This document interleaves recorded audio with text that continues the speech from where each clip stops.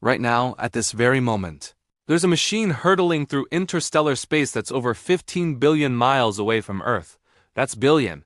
With AB, it's been traveling for 47 years, moving faster than a speeding bullet, every single second of every single day. And here's the crazy part, we're still talking to it. Not just listening, talking, back and forth. Like texting a friend who happens to be further away than anything humanity has ever touched. This is Voyager 1. The fact that we can still communicate with it? That shouldn't be possible. The signal is incredibly faint, weaker than a refrigerator light bulb, and it takes over 22 hours just to travel one way. Yet somehow the brilliant minds at NASA figured it out. They were still sending commands and receiving data from this relic of the 70s as it ventures into the great unknown. It's a testament to human ingenuity, a tiny voice calling out from the cosmic ocean. And the story of how it all works is absolutely mind-blowing. Welcome back to the channel. Today, we're diving into one of the most incredible engineering achievements in human history, something that doesn't get nearly enough attention. Because while everyone's talking about Mars rovers and James Webb Telescope images, there's this little spacecraft launched in the 1970s that's still sending us postcards from the edge of the solar system. We're going to break down exactly how NASA maintains contact with Voyager 1, why it's so incredibly difficult, and what this 46-year-old machine is still telling us about the universe. Trust me, by the end of this video, you'll never look at your Wi-Fi connection the same way again. Let's get into it. Part 1. The journey first. Let's talk about where Voyager 1 actually is. On September 5, 1977, NASA launched a spacecraft about the size of a small car from Cape Canaveral, Florida. The mission? Visit Jupiter and Saturn, take some pictures, gather some data, and, well, that was supposed to be it. A 4-year mission tops. But Voyager 1 had other plans. After completing its primary mission, and absolutely nailing it. By the way, sending back those iconic images of Jupiter, yes, great red spot, and Saturn, yes, rings. The spacecraft just kept going. And NASA thought, well, why not keep listening? Fast forward to today, and Voyager 1 is in interstellar space. Not just outside our solar system's planets. It's beyond the heliosphere, that bubble of solar wind that the sun creates around our solar system. Voyager 1 crossed that boundary in August 2012, making it the first human-made object to enter the space between stars. Let me put this distance into perspective. Light, the fastest thing in the universe, takes over 22 hours to reach. Voyager 1 from Earth, your Amazon package gets to you faster than light reaches this spacecraft. If Voyager 1 sent us a text right now saying, "Hey, what's up?" we wouldn't get it until tomorrow, and if we replied, "Not much, you." Voyager wouldn't see it until the day after that. That's a 45-hour conversation lag. Try doing that on a first date. Have you ever sent a text and waited anxiously for a reply? Now imagine that text took over 20 hours to reach its destination and another 20 hours for the reply to come back. That's the daily reality for the scientists communicating with NASA's Voyager 1 spacecraft. Launched in 1977, Voyager 1 is the most distant human-made object from Earth. It's currently more than 24 billion kilometers away, hurtling through interstellar space, the vast, dark expanse between stars. And here's the mind-boggling part. We are still talking to it. How is this even possible? How can a tiny signal from a nearly 50-year-old probe traverse such an unimaginable distance and still be heard? It's a story of incredible engineering, a bit of luck, and a whole lot of human ingenuity. The secret lies in a combination of powerful antennas on Earth and Voyager's own, surprisingly resilient, design.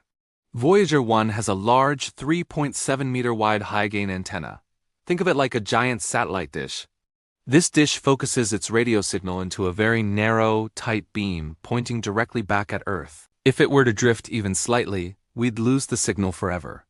To make sure it stays on target, the spacecraft uses the Sun and the star Canopus as celestial guideposts, constantly adjusting its orientation. But even a perfectly aimed beam gets incredibly weak over such a vast distance. By the time Voyager's signal reaches us, it's about 20 billion times weaker than the power of a standard watch battery. It's like trying to hear a whisper from across a continent. This is where NASA's Deep Space Network, or DSN, comes in. The DSN is a global network of massive radio antennas located in California, Spain, and Australia. These locations are spaced roughly 120 degrees apart around the globe, ensuring that as the Earth rotates, at least one station is always in a position to communicate with our deep space explorers. The antennas are enormous, some as wide as 70 meters, or nearly the length of a football field. Their sheer size allows them to collect these faint, whisper-like signals from space. But collecting the signal is only half the battle.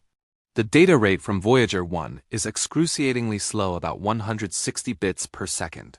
To put that into perspective, streaming a standard-definition video requires millions of bits per second. It takes about 22.5 hours for a command from Earth to reach Voyager 1, and another 22.5 hours for its response to travel back. This nearly 2-day round trip means there's no real-time control. Every command sent to Voyager has to be carefully planned and flawlessly executed because there are no quick fixes. Recently, this fragile link was almost broken. In late 2023, Voyager 1 started sending back gibberish, a repeating pattern of nonsensical data. The team on Earth was flying blind. They couldn't get any health or status updates from the spacecraft. For months, engineers worked tirelessly, sending commands into the void, hoping for a sign of life. It was a cosmic puzzle. They suspected a single faulty memory chip was the culprit. But which one? Their solution was brilliant. So you might be asking, why go through all this trouble? Why are we fighting so hard to keep this faint, fragile signal alive? It's simple. Voyager 1 is telling us things that no other spacecraft can. It's our one and only active probe in interstellar space, that vast, mysterious ocean that separates the stars. And the discoveries it's making are things scientists never even expected. Voyager is out there right now, measuring cosmic rays, these incredibly high-energy particles that zip through our galaxy at nearly the speed of light. It's detecting the interstellar magnetic field, the invisible forces that shape the cosmos. It's sending back data about the density and the temperature of the interstellar medium, which is basically the super-thin stuff that fills the space between star systems. This is information we literally cannot get any other way. We have to be there to measure it, and Voyager 1 is our only set of eyes and ears in that environment. And let's not forget, Voyager is also carrying the golden record. It's a time capsule, a phonograph record containing sounds and images from Earth, a message in a bottle tossed into the cosmic ocean. It's meant for any intelligent life that might stumble upon it, maybe billions of years from now. It's a greeting card from humanity to the universe. So let's bring this all home. As we speak, Voyager 1 is over 15 billion miles away. It's traveling at more than 38,000 miles per hour, powered by a slowly dying nuclear battery. It is running on software that is older than most of the engineers who are currently operating it. And yet, every single day, NASA's Deep Space Network points its massive antennas toward that tiny, impossibly distant speck in the cosmic darkness, and they listen. They listen for a signal so ridiculously weak that its energy is less than what it takes to power a single grain of rice. A signal that takes 22 hours just to reach us. A signal from a machine that was only supposed to last until 1981, and they can still hear it. They can still talk to it. And incredibly, it still talks back. In a few years, probably sometime around 2030, Voyager 1 will finally run out of power. The signal will fade. The very last photons from its transmitter will arrive at Earth, and then silence. After more than 50 years of continuous conversation, humanity's most distant ambassador will go dark. But it won't stop moving. It'll continue its silent journey through the stars for millions, maybe even billions of years. A ghost ship sailing the Milky Way. But for now, against all odds, the conversation continues. It's an amazing testament to human curiosity, to our engineering brilliance, and to that deep, primal need we all have to explore the unknown. So the next time your Wi-Fi drops just because you walked into the other room, take a second to remember this.